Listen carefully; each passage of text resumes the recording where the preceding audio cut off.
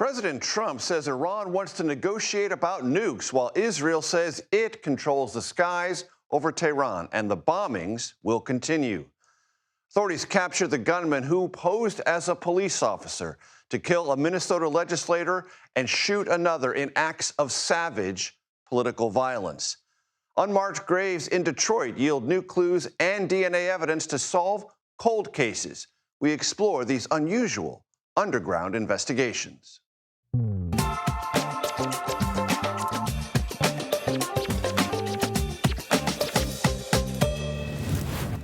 Hello, I'm Major Garrett in Washington. Welcome to the Takeout. There are times when it seems impossible to list, let alone process, the shocking clatter of events. But let's try. Israel and Iran are engaged in a war of the skies. Israeli fighter jets pounding Iranian targets, Iranian ballistic missiles menacing Israeli civilians as they dart in and out of bomb shelters. All of this flies, quite literally, over the heads of U.S. military forces in Iraq and Syria. They are not involved, but must be on constant watch lest they become Iranian targets. At home, the nightmarish details of a political assassination in Minnesota came into horrifying focus today. The scale of alleged premeditation, weaponry, and list of targets left the civilized mind reeling in disgust and dismay. In Canada, President Trump met today with the world's top democratized economies as a trade war he started brings the prospect of new trade deals or continued global economic edginess. Over the weekend, protests across America denounced the president as a want-to-be king or immigration enforcement zealot, sometimes both. Immigration raids continued, though the president changed the focus away from farm workers, hotels, and restaurants to cities run by Democratic mayors. We start in the Middle East, where the prospect of a wider war threatened global oil supplies and therefore carried the whiff of economic peril for just about everyone. Holly Williams is tracking the latest from Erbil in northern Iraq, where U.S. troops are stationed.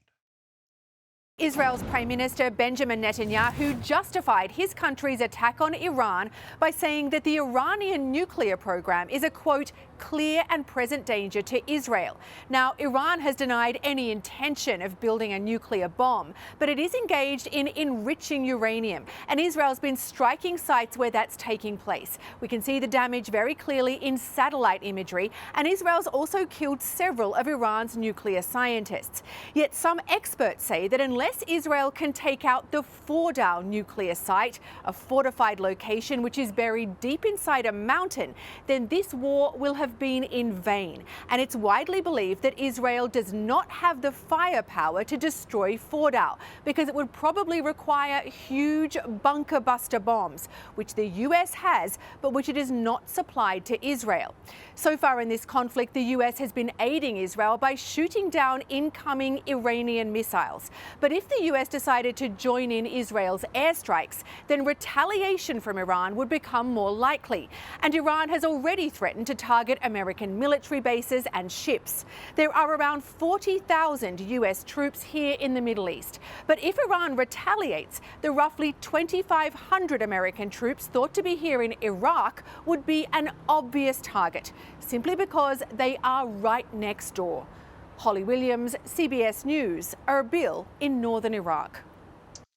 Nancy Cordes joins me now from the G7 Summit in Calgary, Canada. Nancy, thanks so much for joining us. I want to play for you sound earlier today. I know you're familiar with it, but I want my audience to hear it. President Trump describing some kind of outreach, direct or indirect, from the Iranians about the current situation with Israel. Let's listen.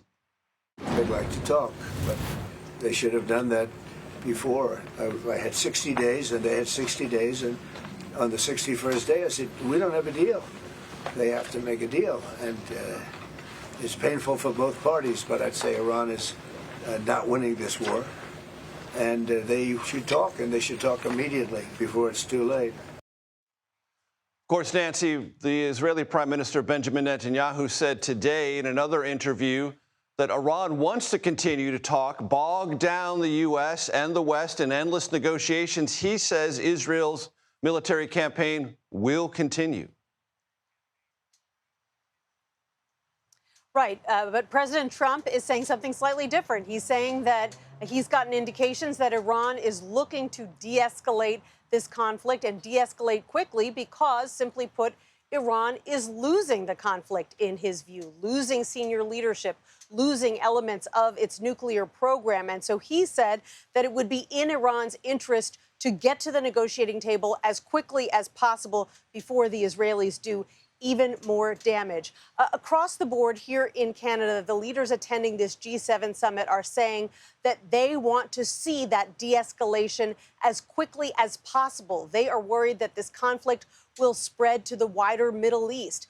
President Trump, however, saying something slightly different.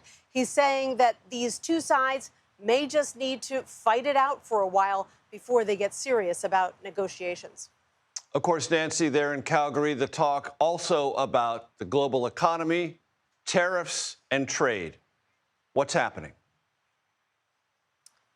Right. I mean, that would likely have been the main topic of conversation here had the Iran conflict not emerged, because so many of the world leaders here are actively seeking trade deals with the United States. Case in point, the host country, Canada, the Prime Minister sitting down with President Trump today as he seeks a trade deal after the president slapped 25% tariffs on many Canadian goods, 50% tariffs on steel and aluminum. And that is leading to a hike in unemployment here, a hike in prices here, according to Goldie Hyder, who is the CEO of Canada's largest business council. He said that the indications he's getting are that a deal aimed at reducing those tariffs is still at least a few weeks away. Take a listen.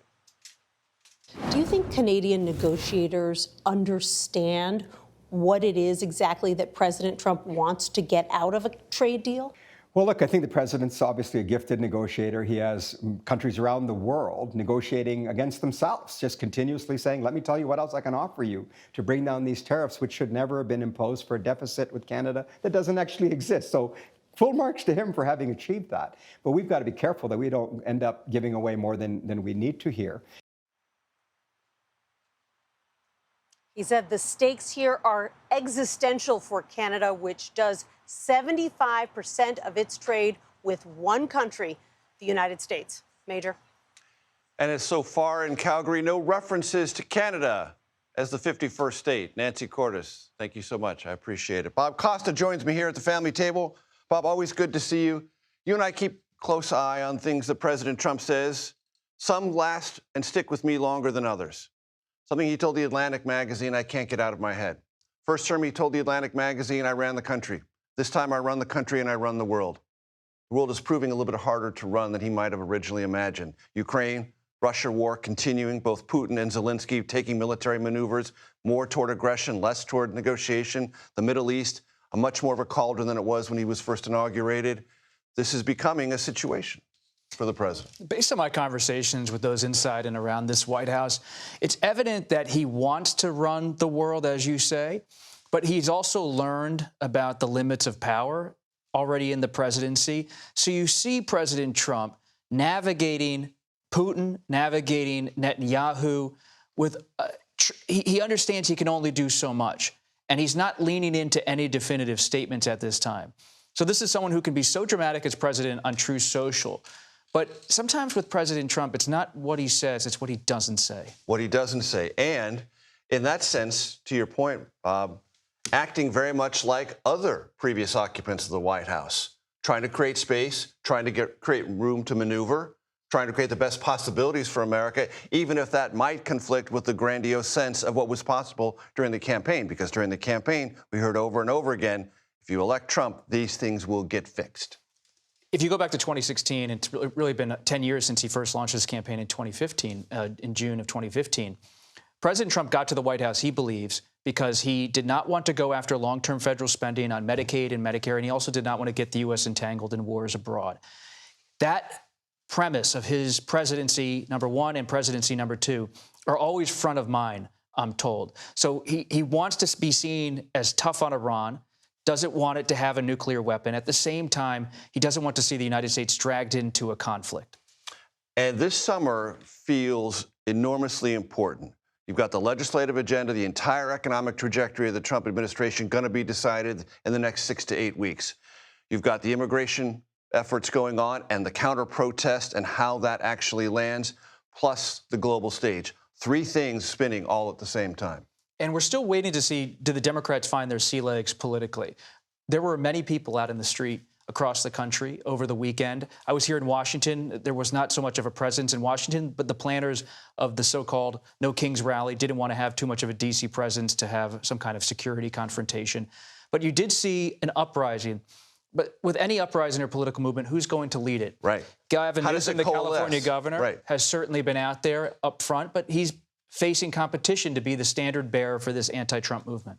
And for the president, making sure the legislation gets through, keeping American options open on the global stage, and then continuing this immigration push, which has some fissures within the Trumpian movement. As soon as he said, well, maybe we should dial back a little bit on farm workers and hotels and restaurants, some of the hard MAGA right said, wait a minute, what are you doing? Hence the emphasis on democratic cities, always trying to balance that.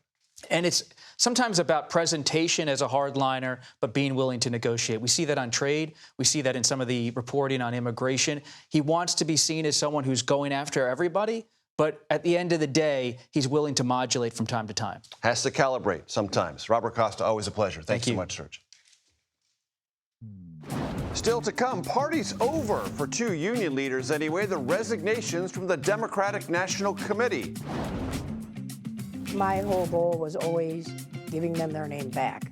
Forgotten murder victims, how the FBI and Detroit police are working to name the dead. And 2 Minnesota lawmakers shot, 1 left dead. A look at the threats facing elected officials. All that next on The Takeout.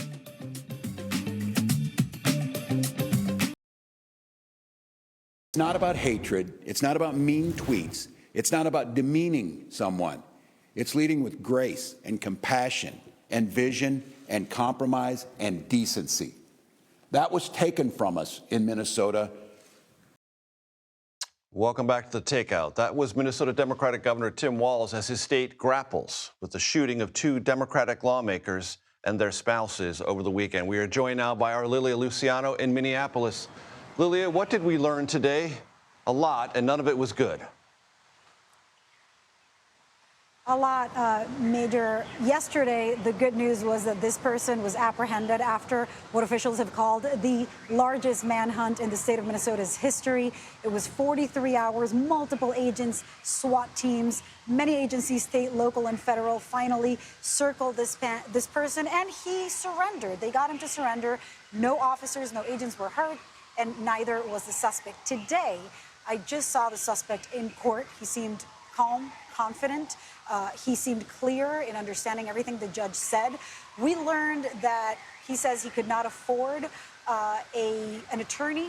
The judge reviewed a little bit of his financials as he declared in court, including how much he had in savings, $20,000 to $30,000, how much he was making every week, just over $500 a week, that he has 7 cars that are registered to his name, that he owns his home, the home that is nearby the area where he was captured.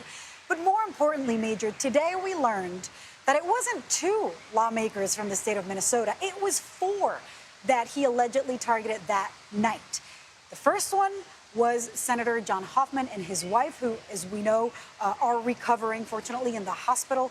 His daughter called the police after the attack happened, and it was thanks to that call and the quick action of police in the area. I just spoke with the mayor of Brooklyn Park, who was telling me that it was one of those Brooklyn Park officials that showed up to the home that then decided, or several of them, that then decided to monitor and to check in on the homes of other local politicians or state representatives and senators. The second home he targeted was empty.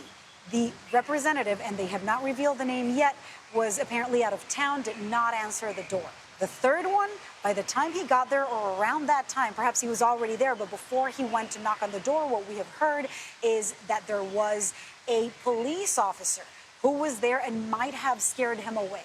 And unfortunately, tragically, the fourth house he went to was that of Representative Melissa Hortman and her husband. There he succeeded in carrying out what officials are calling this political assassination that has shaken the nation. And they both died. From there, some officers did show up. They saw him while he carried out this shooting, but they apparently got there too late to stop him, even though it seems from what the FBI is revealing today that they might have been at the scene when it happened, outside, looking inside. We're still hoping to get a lot more clarity from documents and from police investigations. They themselves are not sure about that timeline. But the point is, he took off, fled on foot.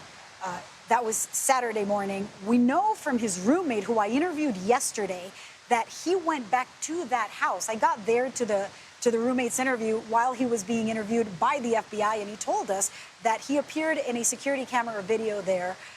They did not see him. He clearly took off, and then it was hours and throughout the entire day today that all of these agencies worked together to get him. Lily Luciano in Minneapolis, thank you so very much.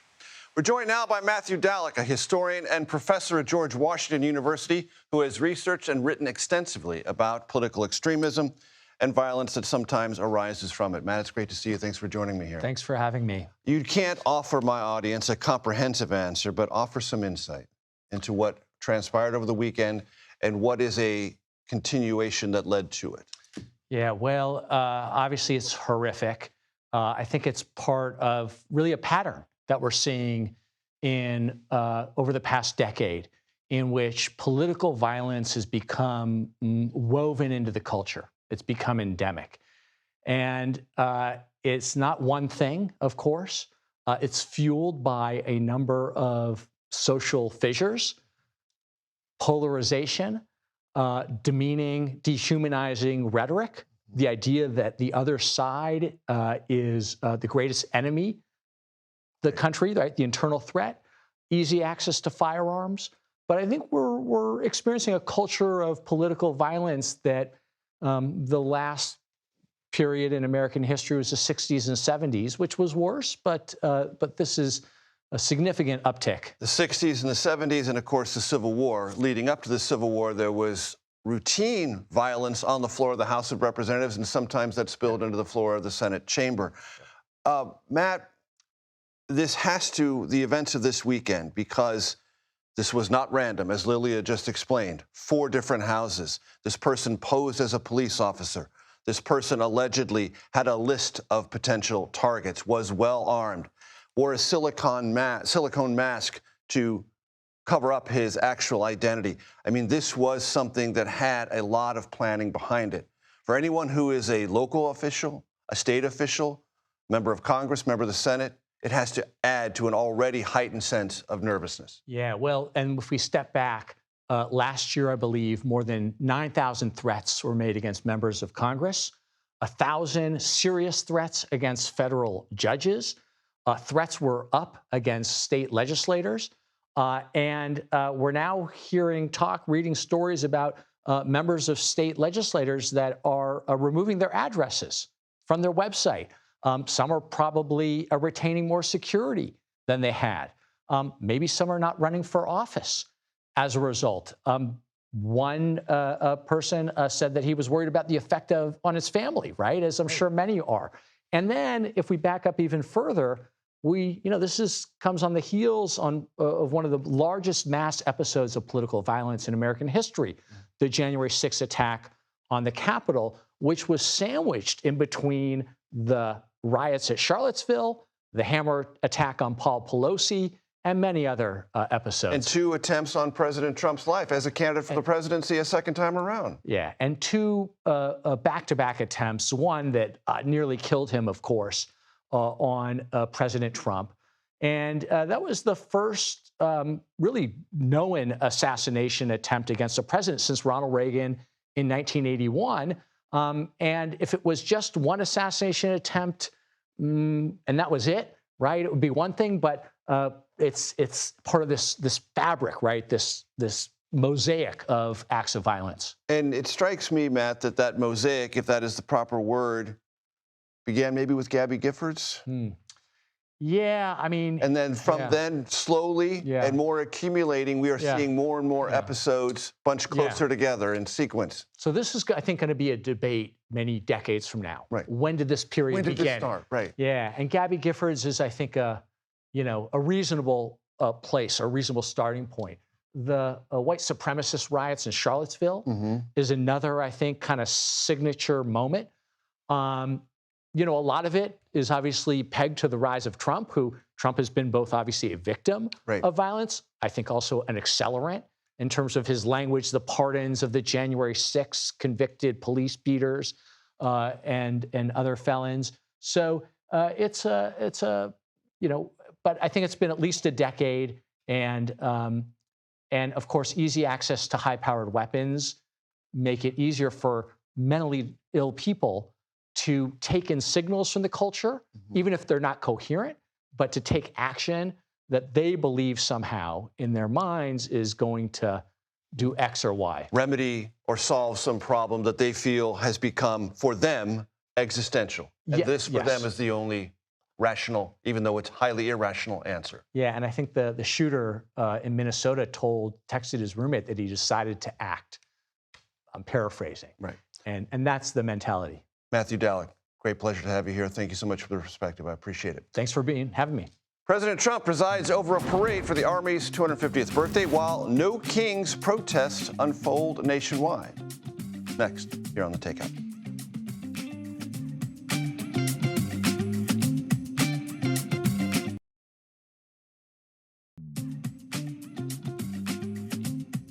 Welcome back to The Takeout. Thanks for hanging out with us. Here is a look at what else we and now you are watching this evening. Days after saying he would de-emphasize deportations of hotel and farm workers, President Trump has ordered stepped-up federal immigration raids in Los Angeles, Chicago, and New York, all cities where large protests against the president's policies occurred this weekend. Trump claimed the cities were magnets for illegal immigration, thus riddled with crime. This despite all three cities reporting lower rates of violent crime in 2024. Newly released financial disclosure reports indicate President Trump raked in $600 million in income in 2024, though details about all of that are somewhat scant. Trump made hundreds of millions on his meme coin and other cryptocurrency investments to go along with income from golf courses, private clubs, Bibles, watches, and shoes. This report does not offer any clues into wealth flowing into the president's coffers after his inauguration to a second term. The annual report pegged the president's assets at, and this is a ballpark figure for 2024, $1.6 billion. Two national labor leaders have quit the Democratic National Committee in a dispute over direction and power. Teachers Union President Randy Weingarten and Public Workers Union leader Lee Saunders were left off a powerful DNC committee by new DNC committee chairman Ken Martin. Martin has moved to bring other voices into the party's rulemaking apparatus. Weingarten and Saunders backed Martin's opponent in the race for DNC chair. Here with me at the family table, Semaphore political reporter Dave Weigel, Kaiser Family Foundation Health News Chief Washington correspondent Julie Rovner, and CBS News Homeland Security correspondent Nicole Skanga. I'm glad all of you are here. Happy Monday. Thanks for being here. Julie, I want to go to you first because, and I want to set this up for you, ladies and gentlemen, today is an important day in Washington in the Senate because the Finance Committee has just dropped the legislative details on the president's economic agenda, and there's some important details about Medicaid. Please catch us up. That's right. There had been a lot of complaints from the House about how deeply Medicaid was being cut, and there was some thought that the Senate might go a little bit less deep. Might ease off. Right. They did exactly the opposite. They're actually making the cuts deeper, presumably to pay for other parts of the bills, like some of the tax cuts. But it's going to make it more difficult for states to raise their share of the money that they have to pay for Medicaid. So we'll have to see what the CBO says about, the impact that will have on coverage. But we already know that the House-passed bill would basically end up with 16 million more people uninsured 10 years from now. Now, that includes both what's in the bill and what's not in the bill, the expansion, the continuation of the additional credits that were added during the COVID pandemic for people buying Affordable Care Act coverage. And I know this information is just becoming available. The legislative text, at least for the Finance Committee, just released. Anything there in terms of changes to Medicare Advantage, which is a highly political sensitive issue. Senate Republicans had sort of gone to the White House, given them a heads up on that. We weren't really sure what the White House read on it is. What do we know so far? Interestingly, there was bipartisan support for scaling back some of these payments to Medicare Advantage, that many analysts have said they're being overpaid, and the insurers are figuring out ways to get themselves even more overpaid. To kind of game the system a little bit. Yes, and I didn't see anything in the Senate bill doing anything about that. So there was some thought that might happen. It doesn't seem to have happened yet. Dave, whether you wanted to be or not, you have become this city's most important, or nearly most important, DNC watcher. All the machinations going on with the Democratic National Committee, and there were more this weekend. Catch us up. Yes, well, David Hogg, who had been elected in February to vice chair and then started to cause problems for the party by saying this is a good time to embrace primary challengers, the incumbents who are too old or who are not doing their job. He left rather than face another vote for vice chair. There was a challenge to that election brought in February. It succeeded. He's out, and they're electing, as we speak, we'll learn who took that job. Somebody who's probably going to make less news that the Democrats don't like than David Hogg. Right. And at the same time, you saw in the run-up, there are members of these DNC committees who have been there for a very long time. You mentioned labor leaders like Randy Weingarten, really for a generation been part of the party structure, based in D.C., DNC members to the convention.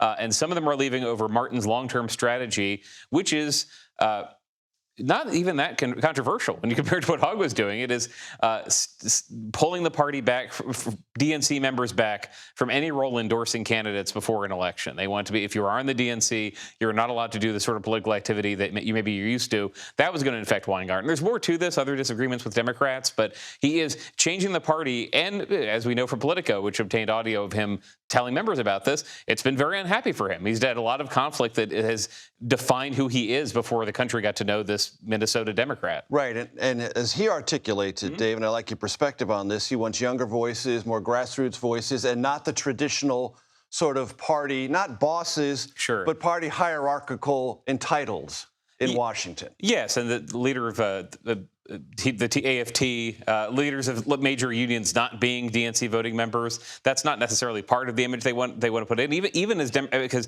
look, he is a former labor attorney from the Minnesota Democratic Farmer Labor Party. They want a labor role in the party. Martin has just in a fairly diplomatic, but in front of the scenes, less than behind the scenes way, said there are a lot of people in the party that we need that are not reaching out to new people, and the party has been losing ground with younger people, especially. Look at every demographic, but it's really people under 30 who Democrats thought were natural Democrats for a generation under Barack Obama. They're not coming back. So even though Hogg is young, he's going to be replaced probably by somebody else who's fairly young. These other DNC roles will be filled by people that are aligned more with Martin and probably more active inside the party. But without that caveat of they cannot endorse, they cannot intervene in elections. Figures like Bernie Sanders can, but the DNC is not going to. Nicole, one of the things that animated the country this weekend were these No Kings protests, which also had at least an undercurrent, in some cases, in some cities, an overcurrent about immigration. And there were some changes and some redirections announced by the president over the weekend. Yeah, on the part of President Trump, Major, at best, this is mixed signals on a key signature issue for this president. And at worst, it's policy whiplash. But like all things Trump, there is a political motivation behind it. So to catch our viewers up, Thursday, several days into those LA targeted operations and protests that we saw in California, Trump announced that he planned to change the enforcement tactics to protect farmers and people in hotel and leisure businesses.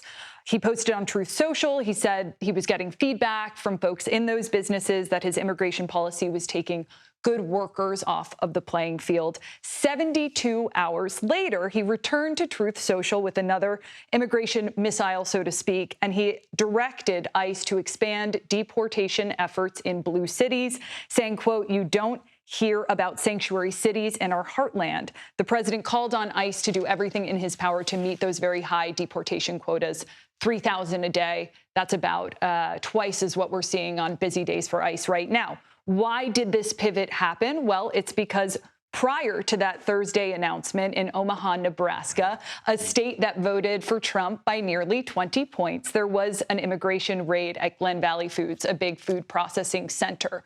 And there was some feedback, some criticism, rare criticism, Major, from Republicans who said, wait a minute, this is a sector that is already facing economic headwinds, trade uncertainty, to say nothing of the labor shortages that we've seen. And can you redirect this immigration message elsewhere? Thank you very little.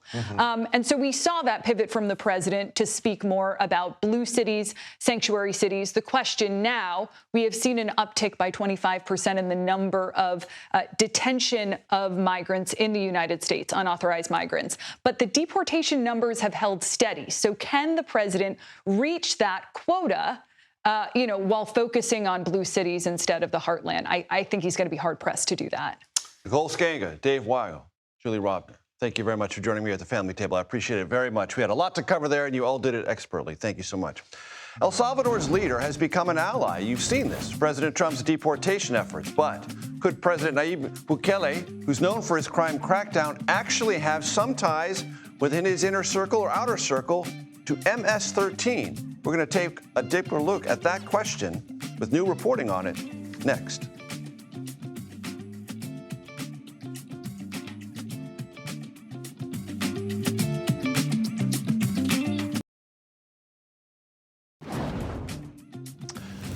You saw the sign. This is the Takeout. Welcome back. A Trump ally in Central America may, important word, may, have a tighter relationship with criminal gangs in his country than he likes to let on. New reporting coming to us from ProPublica finds Salvadoran President Nayib Bukele's top aides blocked the extraditions of MS-13 leaders to the United States. That's because, this reporting suggests, those allies of Bukele allegedly believe those gang members, those MS-13 gang members, could be witnesses in a long-running U.S. investigation into Bukele himself. Senior reporter at ProPublica, Sebastian Rotella, joins me now. He's one of the authors of that piece. Sebastian, great to have you with us. Thanks for joining us.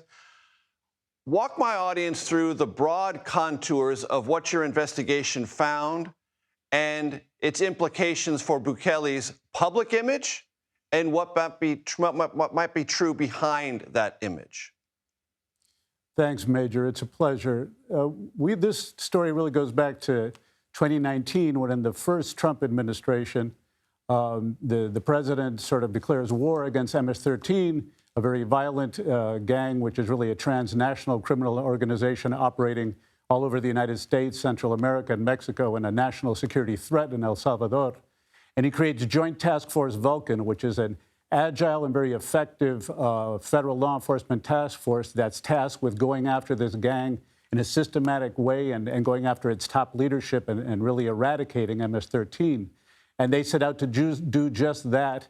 And one of the major elements of this strategy is to build a case for racketeering, terrorism, other strong charges against the leadership of this gang, which is running it mainly from prisons in El Salvador, and extradite that leadership to the United States and to try them in the U.S., a strategy that has worked in places like Mexico and Colombia against really powerful criminal groups. But what we found was that as the investigation advanced, it found evidence of negotiations, which had been an ongoing thing in El Salvador with previous governments as well, between senior officials in the Bukele government and the gang, secret deals being cut in negotiations in prison, really an exchange where the gang would agree to reduce homicide rates and use its extraordinary power to deliver votes to the Bukele's party in exchange for political favors, financial benefits, and protection from extradition. So this investigation that begins as an investigation of this gang expands into an investigation of corruption related to this deal at the high levels of the Bukele government. And one of the things it starts looking at is the potential diversion of U.S. aid money, which is very generous in El Salvador, as part of these deals to the gang.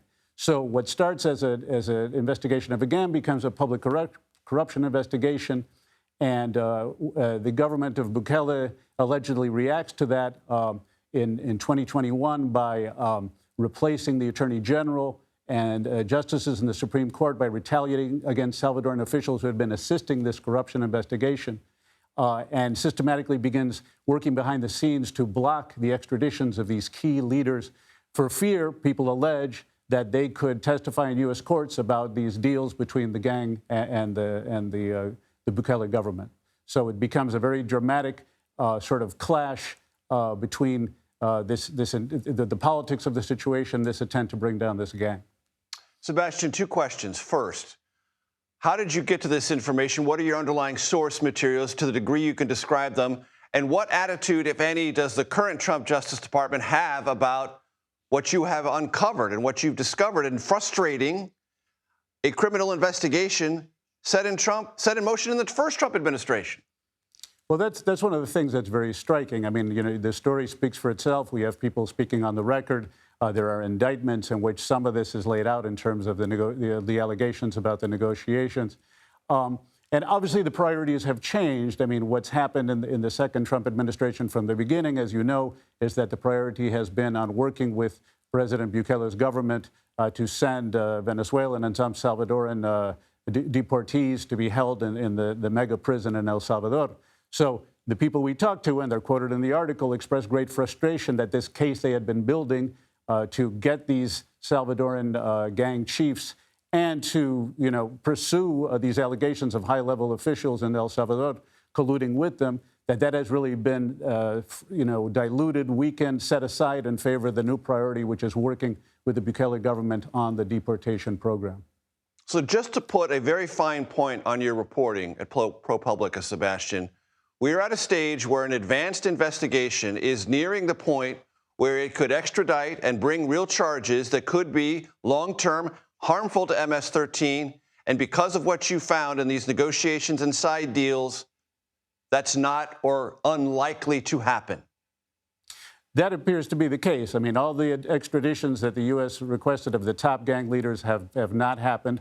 And more dramatically, at least one of them has been sent back in this recent wave of deportation, someone whom this task force had worked very hard to get. So certainly Bukele has cracked down very hard on this gang and put many people in prison and transformed El Salvador in terms of questions of safety. But these questions remain about the leadership and what could have been learned if this case had been pursued to its full extent in the direction in which it was going. What could have been learned. ProPublica's Sebastian Rotella, I appreciate you coming in. Thanks so much. Thank you very much. To investigators, dozens of decades-old cold cases, and the importance of a name. All that next here on The Takeout.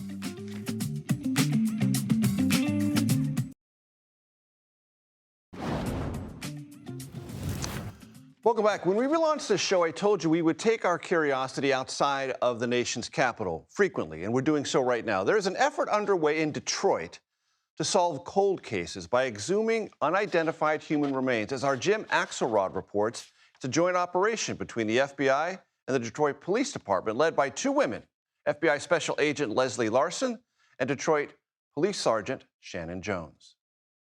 Sergeant Jones thought clues were buried. All the way down. Here. To all the way down that way. There are bodies buried? Yes.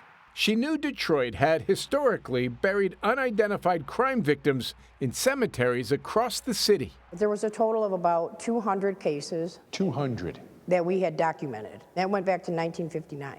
She proposed digging up all the bodies they could find to test their DNA. This isn't just about police work. This is about restoring someone's humanity. Yes.